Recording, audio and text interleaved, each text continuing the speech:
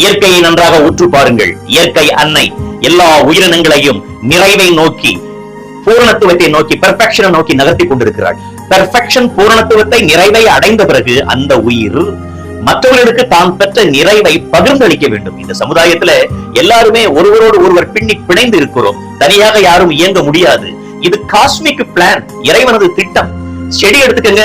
செடி நம்ம நட்டு வைக்கிறோம், செடி முளைக்குது, இலைகள்லாம் வருது, ட்ரீயா மரமாகுது, நிறைய கிளைகள் வருது, திரும்பவும் இலைகள் நிறைய வருது, மலர்கள் வருகின்றன, பழம் வருது, விதைகள் வருது.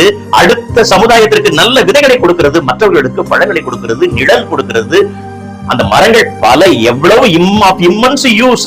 அது மாதிரி மனிதன் நிறைவை அடைய வேண்டும், பிறகு மற்றவர்களுக்கு பயன்பட வேண்டும். செல்ஃப் பிரிப்பரேஷன், தன்னை தயார்படுத்திக் கொள்ள வேண்டும். அதுக்கு பிறகு செல்ஃப் டெடிகேஷன், தியாக உணர்வோடு தாங்கள் பெற்றதை மற்றவர்களுக்கு கொடுக்க வேண்டும். இவர்கள் நல்லோர்.